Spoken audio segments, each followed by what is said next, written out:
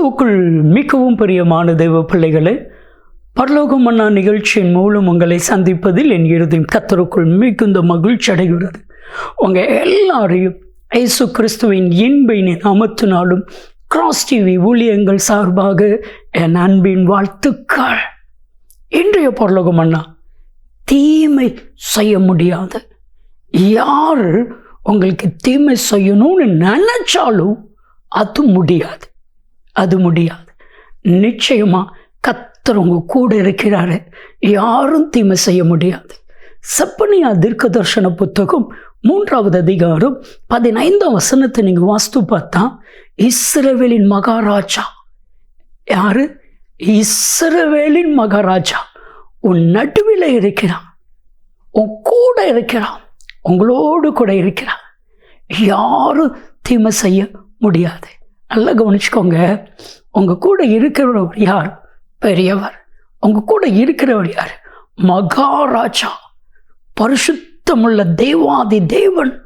அப்போ பிசாசால தீமை செய்ய முடியுமா? மனுஷங்களால் தீமை செய்ய முடியுமா? முடியாது. நிறைய காரியம் மனுஷனால முடியாது, பிசாசால முடியாது. அதுல ஒரு காரியம்தான், உங்களுக்கு யாரும் தீமை செய்ய முடியாது. விசுவாசிங்க. ஏன் தெரியுமா?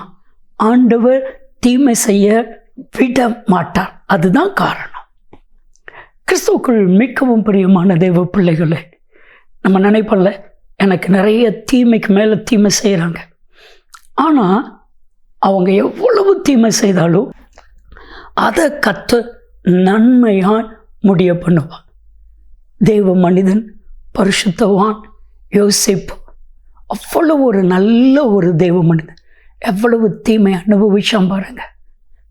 அவன் செய்யாத ஒரு குற்றத்திற்கு தண்டனை அனுபவிச்சான் பார்த்தீங்களா?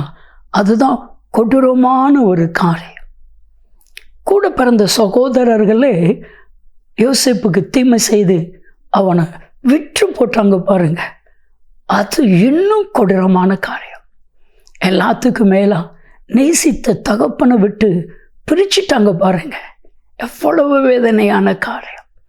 ஆனால் எல்லாம் மாறுதலாக முடிஞ்சிச்சா? யாரெல்லாம் தீமை செய்தாங்களோ அத்தனை பேர் வந்து நிற்க பண்ணினாரா?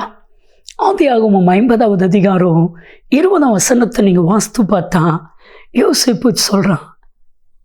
அந்த சொல்லும் பொழுதே, நீங்கள் எல்லாம் எனக்கு தீமை செய்தீங்க, அத்தனை தீமையும் நான் சகிச்சுக்கிட்டேன், அந்த தீமையான பாதை வழியாக நான் நடந்து வந்தேன்.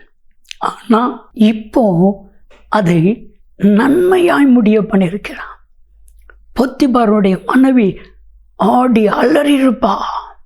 ஐயோ, இந்த வாலிபனுக்கு நான் தீமை செய்தேனே, இப்போ தேசத்துக்கே அதிபதியாக வந்துட்டாங்கள, வெட்கப்பட்டு தலை குனிந்திருப்பா.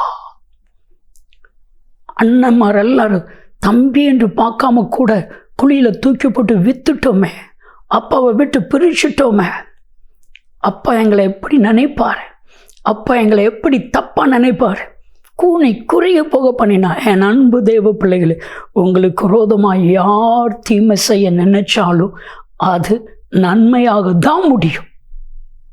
ஒன்று தீமை செய்ய முடியாது, ஆனால் அந்த தீமை நீங்கள் அனுபவிச்சிங்கன்னா அது நன்மையாக தான் முடியும். கலங்கவே வேண்டாம். என் அன்பு தெய்வ பிள்ளைகளே, தீமை நடக்குதா? கவலைப்படாதீங்க, அது முடிய போது நன்மையா. செபிக்கலாமா?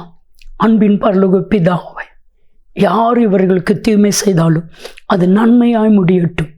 மாத்திரமல்ல, நீங்கள் தீமை செய்ய அனுமதிக்காதபடிக்கு நன்மை செய்ய உதவி செய்தரலாம்.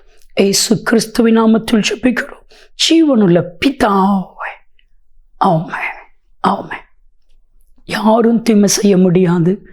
நன்மையும் கிருபையும் ஆசீர்வாதங்களும் நிச்சயமாக உங்களை தொடரும்.